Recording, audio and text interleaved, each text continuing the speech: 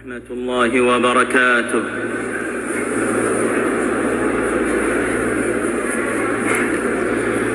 আলহামদুলিল্লাহ, সমস্ত প্রশংসা আল্লাহ তাআলার, যিনি প্রজ্ঞাময়, সকল বিষয়ে ওয়াকিবহাল, মহাজ্ঞানী, সর্বশক্তিমান।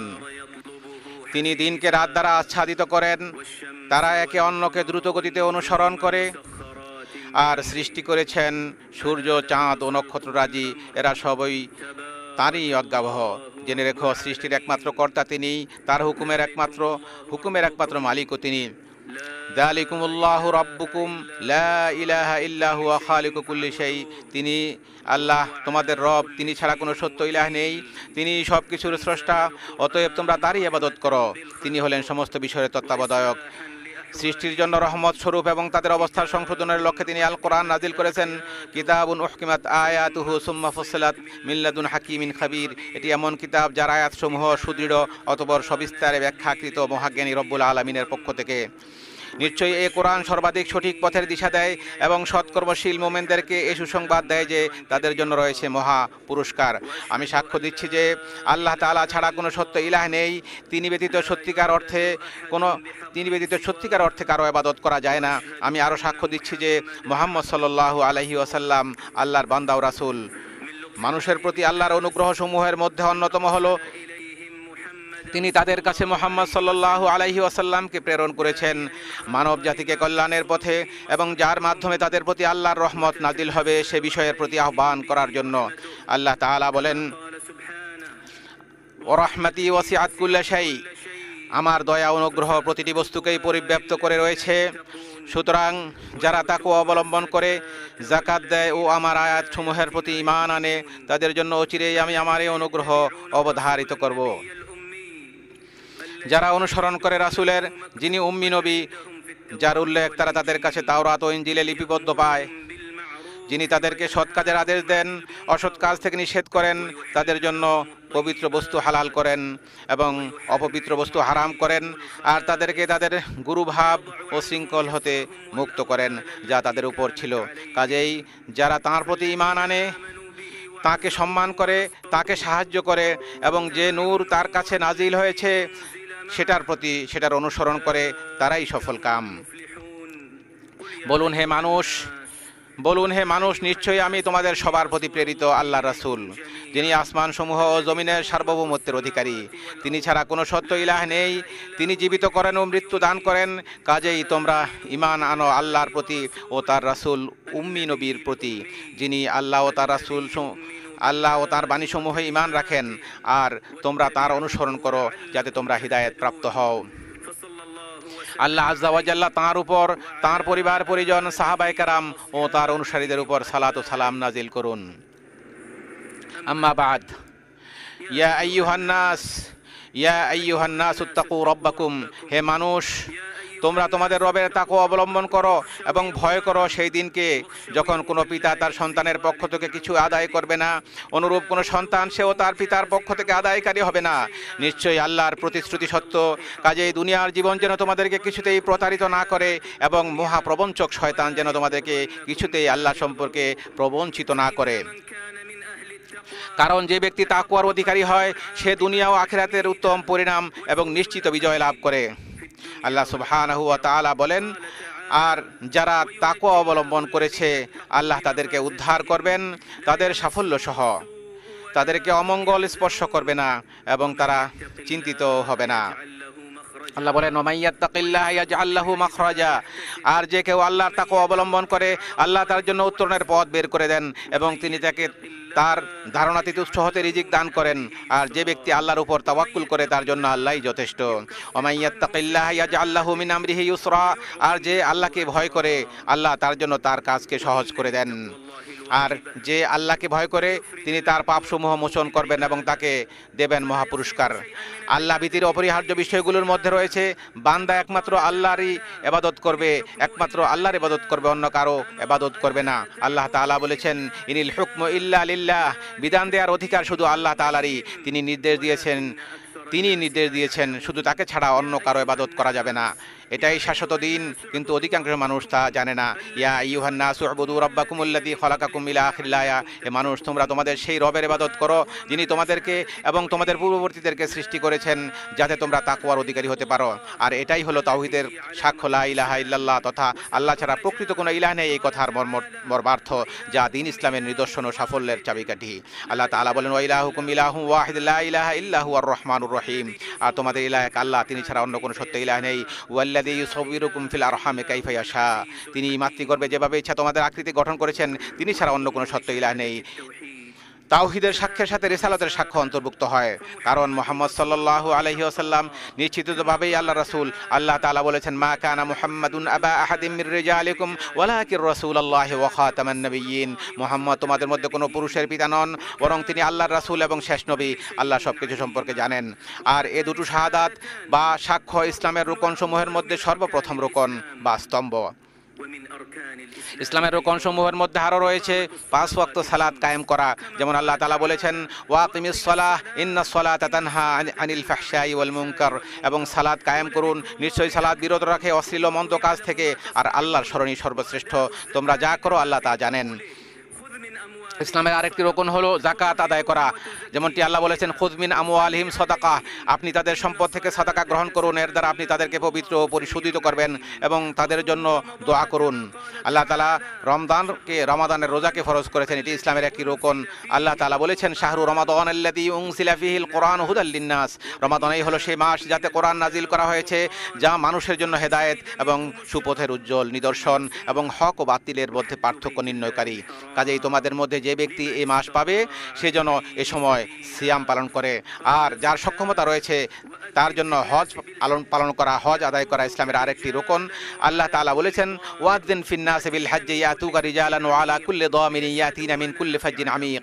আর মানুষের কাছে হজের ঘোষণা করে দিন, তারা আপনার কাছে আসবে পায়ে হেঁটে এবং সব ধরনের ক্ষীণকায় ক্ষিপ্রগতির উটের পিঠে চড়ে। তারা আসবে দূর দূরান্তের পথ অতিক্রম করে। নবী সাল্লাল্লাহু আলাইহি ওয়াসাল্লাম বলেছেন, আল ইসলামু আন তাশহাদা আল্লা ইলাহা ইল্লাল্লাহ ওয়া আন্না মুহাম্মাদুর রাসূলুল্লাহ।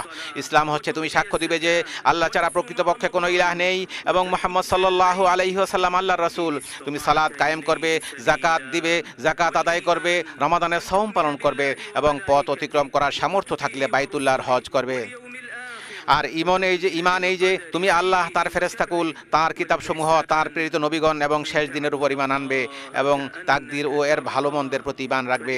আর ইহসান এই যে তুমি এমনভাবে আল্লাহর ইবাদত করবে যেন আল্লাহকে দেখছো, যদি তাকে দেখতে না পাও তাহলে তিনি তোমাকে দেখছেন, এই অনুভূতি পোষণ করবে।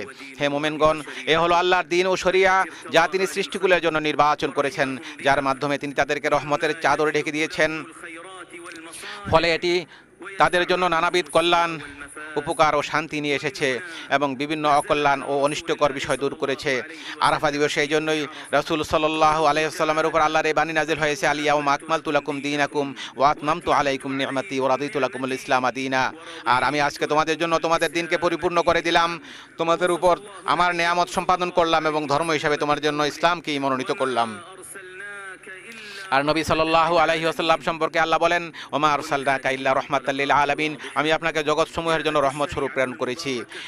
এই পরিষ্কার অবস্থান থেকে বরকতময় ইসলামী শরিয়া কল্যাণ অর্জন ও তা বৃদ্ধি করা এবং অকল্যাণ দূরীকরণ ও তারাশ করার বিষয়টি নিয়ে এসেছে। পাশাপাশি এই সিদ্ধান্ত দিয়েছে যে অকল্যাণ প্রতিহত করা কল্যাণ নিয়ে আসার চাইতেও অগ্রগামী। একইভাবে ছোট কল্যাণ ছেড়ে দিয়ে হলেও বড় কল্যাণ অর্জন করা এবং বড় ক্ষতি রোধ করার নিমিত্তে ছোট ক্ষতি মেনে নেয়ার মূলনীতি নিয়ে এসেছে ইসলাম। একসাথে একাধিক বিষয়ের সম্মুখীন হলে সবচাইতে বড় কল্যাণ এবং সবচেয়ে ছোট ক্ষতিটি গ্রহণ করার নির্দেশ দিয়েছে ইসলাম। এইভাবে ইসলামী শরিয়া এ ব্যাপারে গুরুত্ব আরোপ করেছে যে একটি ক্ষতি দূর করতে গিয়ে আরেকটি ক্ষতি করা যাবে না। যেমন হাদিসে এসেছে, লা দরারা ওয়ালা দরার, ক্ষতি করাও যাবে না আর ক্ষতিগ্রস্ত হওয়াও যাবে না। সুতরাং যথাসম্ভব ক্ষতি রোধ করতে হবে। এ প্রসঙ্গে ইসলামী শরিয়া এসব বিষয় নিয়ে এসেছে যা জীবনকে সমৃদ্ধ করবে এবং যার দ্বারা উন্নতি অর্জিত হবে। আমাদের শরিয়া অন্যকে ক্ষতি করা থেকে অথবা কারো প্রতি কষ্ট পৌঁছানো থেকে নিষেধ করেছে। পাশাপাশি আদেশ দিয়েছে ন্যায় নীতি, উত্তম চরিত্র, পিতামাতার প্রতি সদাচরণ, আত্মীয়তার সম্পর্ক রক্ষা করা, সত্য কথা বলা, অধিকার সংরক্ষণের সাথে সাথে হকদারের নিকট আমানত পৌঁছে দেওয়া, আমানত আদায় করা, চুক্তি ও প্রতিশ্রুতি রক্ষা করা এবং শাসকের কথা শোনা ও তাদের আনুগত্য করা ইত্যাদি বিষয়ের, যেমনটি আল্লাহ তাআলা বলেছেন, ইন্নাল্লাহা ইয়ামুরু বিল আদলি ওয়াল ইহসান ওয়া ইতাই যিল কুরবা ওয়া ইয়ানহা আনিল ফাহশাই ওয়াল মুনকার। নিশ্চয়ই আল্লাহ ন্যায় নীতি বজায় রাখা, সদাচরণ করা ও নিকটাত্মীয়দের দান করার আদেশ দিয়েছেন এবং অশ্লীলতা, অন্যায় কাজ ও অবাধ্যতা থেকে নিষেধ করেছেন। তিনি তোমাদেরকে উপদেশ দেন যাতে তোমরা উপদেশ গ্রহণ করতে পারো। আল্লাহ তোমাদেরকে আদেশ করেছেন অধিকারের নিকট আমানত পৌঁছে দিতে, আর যখন তোমরা মানুষের মাঝে বিচার করবে তখন ন্যায় ইনসাফের সাথে বিচার করবে। আল্লাহ তোমাদেরকে কত চমৎকার উপদেশ দেন। নিশ্চয়ই আল্লাহ সর্বশ্রোতা ও সর্বদ্রষ্টা। হে ঈমানদারগণ, তোমরা আল্লাহ তার রাসূল এবং তোমাদের দায়িত্বশীলদের অনুসরণ করো। অতঃপর যদি তোমরা কোনো বিষয়ে বিবাদে লিপ্ত হয়ে পড়ো, সেক্ষেত্রে আল্লাহ ও পরকালে বিশ্বাসী হয়ে থাকলে বিষয়টি আল্লাহ এবং রাসূলের উপর ন্যস্ত করো। এটি কল্যাণকর ও পরিণামের দিক থেকে উত্তম। তোমরা যখন কোনো বিষয়ে ঝগড়া বিবাদে লিপ্ত হবে, সেগুলো তোমরা আল্লাহ এবং রাসূলের প্রতি সফর্দ করো যদি তোমরা মুমিন হয়ে থাকো, আর এটাই তোমাদের জন্য সবচেয়ে কল্যাণকর। মহাপ্রজ্ঞাবান বিধানদাতা আল্লাহ রাব্বুল আলামিন 5টি মৌলিক বিষয় সংরক্ষণের প্রয়োজনীয়তার ব্যাপারে গুরুত্ব আরোপ করেছেন। এক্ষেত্রে আলাদা গুরুত্ব দেওয়ার ব্যাপারে সকল শরীয়ত এবং সকলেই একমত। এই 5টি বিষয় হলো দ্বীন বা ধর্ম, জীবন, বিবেক, বুদ্ধি, সম্পদ ও সম্মানের অধিকার সংরক্ষণ করা। বরং ইসলামী শরিয়া এই বিষয়ে বাড়াবাড়ি করাকে শাস্তিযোগ্য অপরাধ হিসাবে বিবেচনা করেছে, আর এজন্যই এই বিষয়গুলোর উপর যত্নবান হওয়াকে জান্নাতে প্রবেশ ও দয়াময় আল্লাহ সুবহানাহু ওয়া তাআলার সন্তুষ্টি অর্জনের কারণসমূহের মাঝে বিশেষভাবে গণ্য করা হয় এবং সুখ, শান্তি, উন্নতি ও দুনিয়াতে সভ্যতার উপকরণ হিসাবে বিবেচিত হয়। এটি অনুপস্থিত থাকলে জীবন বিঘ্নিত হয় এবং এতে ত্রুটি করলে তা আখিরাতের শাস্তির কারণ হবে। আর এই কারণে বিদায় হজে রাসূল সাল্লাল্লাহু আলাইহি ওয়াসাল্লাম বলেছেন, ইন্না দিমাআকুম ওয়া আমওয়ালাকুম ওয়া আরাদাকুম আলাইকুম হারাম। তোমাদের রক্ত, তোমাদের সম্পদ, তোমাদের ইজ্জত, সম্মান তেমনি সম্মানিত, যেমন সম্মানিত তোমাদের এই দিনটি, তোমাদের এই শহরটি এবং তোমাদের এই মাসটি, যেমন সম্মানিত তোমাদের এই দিনটি, তোমাদের এই শহরে এবং তোমাদের এই মাসে। সুতরাং দিন ইসলামের অনুসরণ অত্যন্ত প্রয়োজনীয় বিষয়, কেননা আল্লাহর আনুগত্য ও তার ইবাদত ছাড়া মানুষের অন্য কোনো উপায় নেই, আর এজন্য তাকে সৃষ্টি করা হয়েছে। আল্লাহ তাআলা বলেছেন, ওমা খালাকতুল জিন্না ওয়াল ইনসা ইল্লা লিয়াবুদুন, আমি মানব জিনকে শুধু আমার ইবাদতের জন্যই সৃষ্টি করেছি। অন্যত্র তিনি বলেছেন, হে নবী, আপনি বলে দিন, আমার রব ন্যায় ইনসাফের আদেশ দিয়েছেন, তোমরা প্রতিটি সিজদার সময় তোমাদের লক্ষ্য একমাত্র আল্লাহর দিকেই নির্ধারণ করো। আল্লাহ রাব্বুল আলামিন অন্যত্র বলেছেন, ওয়ালাকাদ বাআসনা ফি কুল্লি উম্মাতির রাসূলা আন ইবুদুল্লাহ ওয়া ইজতানিবুত তাগুত, আমি প্রতিটি জনপদেই একজন করে রাসূল প্রেরণ করেছি এই মর্মে যে তোমরা আল্লাহর ইবাদত করো এবং তাগুতকে পরিহার করো। অতঃপর তাদের কাউকে আল্লাহ হেদায়েত দিয়েছেন আর কারো উপর গোমরাহি অবধারিত হয়েছে। আল্লাহ তাআলা মানুষের প্রাণ রক্ষা করাকে অপরিহার্য করেছেন এবং রক্তপাতের বিষয়ে সীমা লঙ্ঘনকে নিষিদ্ধ করে বলেছেন, ওয়ালা তাকতুলুন নাফসাল্লাতী হারামাল্লাহু ইল্লা বিল হক, তোমরা অন্যায়ভাবে কাউকে হত্যা করো না। অন্যত্র তিনি বলেছেন, তোমরা নিজেদেরকে হত্যা করো না, নিশ্চয়ই আল্লাহ তোমাদের প্রতি অত্যন্ত দয়ালু। আল্লাহ রাব্বুল আলামিন মানুষের জীবনকে সংরক্ষণের নির্দেশ দিয়েছেন। আল্লাহ সুবহানাহু ওয়া তাআলা একইভাবে সম্পদ সংরক্ষণের প্রয়োজনীয়তার ক্ষেত্রে তার কোরআনে বর্ণনা করেছে। আল্লাহ তাআলা তার কোরআনে বলেছেন, হে ঈমানদারগণ, তোমরা একে অপরের সম্পদ গ্রাস করো না, তবে পারস্পরিক সম্মতিতে যে ব্যবসা করা হয় তা বৈধ। বুদ্ধি বিবেকের সংরক্ষণের প্রয়োজনীয়তা সম্পর্কে আল্লাহ সুবহানাহু ওয়া তাআলা বলেন, ইয়া আইয়ুহাল্লাযীনা আমানু ইন্নামাল খামরু ওয়াল মাইসিরু ওয়াল আনসাবু ওয়াল আজলামু রিজসুম মিন আমালিশ শাইতান ফাজতানিবুহু লাআল্লাকুম তুফলিহুন। হে ঈমানদারগণ, মদ, জুয়া, মূর্তি ও ভাগ্য গণনার তীর এসব কিছুই শয়তানের নাপাক কাজ, সুতরাং তোমরা তা থেকে দূরে থাকো যাতে সফল কাম হতে পারো। শয়তান মাদকের দ্বারা তোমাদের মধ্যে শত্রুতা ও বিদ্বেষ সৃষ্টি করতে চায় এবং তোমাদেরকে আল্লাহর শরণ ও সালাত থেকে বাধা দিতে চায়। কাজেই তোমরা এর থেকে কি নিবৃত হবে না? কিতাবুল্লাহ ও সুন্নতে মানুষের সম্মানে আঘাত করার বিষয়ে নিষেধ করা হয়েছে, কারো সম্মানে আঘাত করা যাবে না। আল্লাহ তাআলা বলেন, ওয়াল্লাযীনা ইউযুনাল মুমিনিনা ওয়াল মুমিনাতি ইলা আখিরিল আয়াহ, আর যারা কোনো অপরাধ ছাড়া মুমিন নরনারীদেরকে কষ্ট দেয় তারা অপবাদ ও স্পষ্ট পাপ বহন করলো। আল্লাহ সুবহানাহু ওয়া তাআলা আরো বলেন, নিশ্চয় যারা সতীসাথী সরল মনা মুমিন নারীদেরকে অপবাদ দেয় তারা দুনিয়া ও আখিরাতে অভিশপ্ত, আর তাদের জন্য রয়েছে মহাশাস্তি। আল্লাহ সুবহানাহু ওয়া তাআলা আরও বলেন, হে ঈমানদারগণ, তোমাদের কোনো সম্প্রদায় যেন অন্য সম্প্রদায়কে উপহাস না করে, হতে পারে তারা তাদের চাইতে উত্তম। একইভাবে তোমাদের কোনো নারী যেন অন্য নারীকে উপহাস না করে, হতে পারে তারা তাদের চাইতে উত্তম। তোমরা একে অপরকে নিন্দা করো না এবং তোমরা কাউকে মন্দ উপাধি দিও না। ঈমানের পর মন্দ নাম ব্যবহার করা কতই না খারাপ, আর যারা তওবা করেনি তারা জালেম। হে মোমেনগণ, তোমরা অনেক পরিমাণ মন্দ ধারণা থেকে বেঁচে থাকো। কতক ধারণা তো অপরাধ। তোমরা গোপন বিষয় অনুসন্ধান করো না এবং অপরের গীবত করো না, অপরের দোষ বর্ণনা করো না। তোমাদের কেউ কি তার মৃত ভাইয়ের গোশত খেতে পছন্দ করবে? বরং তোমরা তা পছন্দ করবে না, অপছন্দ করবে। আল্লাহকে ভয় করো, নিশ্চয়ই তিনি তওবা গ্রহণকারী। উপর উল্লিখিত 5টি মৌলিক বিষয়ের পরিপূরক আরেকটি বিষয় হলো কর্ম সম্পাদনের বিভিন্ন মাধ্যম ও উপায়ের ভিত্তিতে শরীয়তের মূল উদ্দেশ্যগত বিধান জারি হওয়া। আদিষ্ট বিষয়াবলী সম্পাদনের জন্য যে মাধ্যম গ্রহণ করা অত্যাবশ্যক হয়ে পড়ে, সে মাধ্যম গ্রহণ করাও শরী আদেশের অন্তর্ভুক্ত হিসাবে গণ্য হবে। অনুরূপভাবে যে মাধ্যম বা উপায় গ্রহণ না করলে আবশ্যকীয় কাজ তথা ওয়াজিব সমূহ সম্পাদন করা যায় না, সে মাধ্যম গ্রহণ করাও শরীআ মতে ওয়াজিব হয়ে পড়ে। কাজেই কোনো কাজ সম্পাদনের ক্ষেত্রে যে সকল মাধ্যম বা উপায় অবলম্বন না করলে শরীরী উদ্দেশ্য তথা জরুরি স্বার্থ অর্জিত হয় না, সে সকল মাধ্যম বা উপায় অবলম্বন করাও একই হুকুমের অন্তর্ভুক্ত। আর এজন্যই একজন মুমিনের উচিত উল্লেখিত 5টি অত্যাবশ্যকীয় বিষয়ের হেফাজত করা। এর মাধ্যমে তার চারিত্রিক বিশুদ্ধতা ও জীবনের স্থিতি রক্ষিত হবে। সাধারণ মানুষ এর মাধ্যমে তাদের দিন ও দুনিয়াবী স্বার্থ হাসিল করতে সক্ষম হবে। আর এ লক্ষ্যেই আল্লাহ সন্তুষ্টি ও পরকালীন নেকি অর্জনের জন্য মানুষের একে অপরকে সহযোগিতা করা কর্তব্য।